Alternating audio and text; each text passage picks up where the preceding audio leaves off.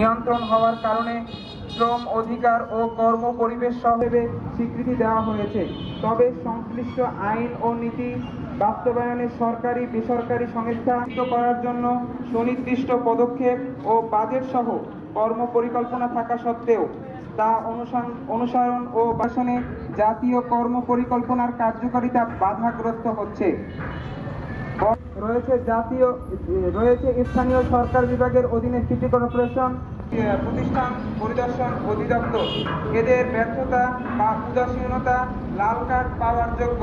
সুপারিশমালা রয়েছে, এই সুপারিশমালাগুলো পরিবেশন করবেন সনাকের মাননীয় ব্যক্তি সচেতন নাগরিক কমিটি সনাক ঝালকাঠির পক্ষ থেকে এবং আজকের মানববন্ধন থেকে শিশু শ্রম নিরসনের সুনির্দিষ্ট পদক্ষেপ অন্তর্ভুক্ত থাকবে।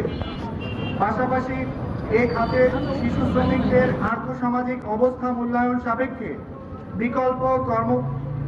বিকল্প কর্মকৌশল প্রণয়ন ও বাস্তবায়ন করতে হবে।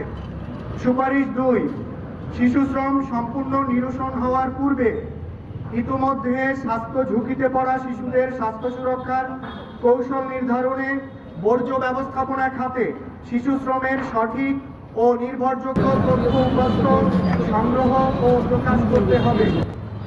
বর্জ্য পুনঃপ্রক্রিয়াজাতকরণকে শিশুদের জন্য নিষিদ্ধ ঝুঁকিপূর্ণ কাজের তালিকায় যুক্ত করতে হবে এবং অপ্রাতিষ্ঠানিক পুনঃপ্রক্রিয়াজাতকরণ কার্যক্রম তদারকির জন্য কলকারখানা ও প্রতিষ্ঠান পরিদর্শন অধিদপ্তরের সক্ষমতা বাড়াতে হবে।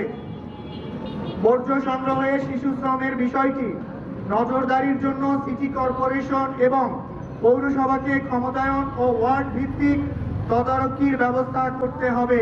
তৈরি করার জন্যই আমাদের মূলত এই আপনাদের মানববন্ধন। আমি আশা করব যে আপনারা জানেন ঘুমিয়েই আছে শিশুর পিতা সব শিশুরই অন্তরে। কাজে এই শিশুরাই আগামী ভবিষ্যৎ। কাজে এদেরকে যদি আমরা বর্জ্য ব্যবস্থাপনায় বা বিভিন্ন রকমের যেখানে মানুষের জীবন বন্ধ হয়ে যায়, যেখানে মানুষের বিভিন্ন ধরনের রোগ আসে, সেই সব জায়গায় আমরা তাদেরকে ব্যবহার না করি। আশা করি আপনারা এ ব্যাপারে সচেতন হবে।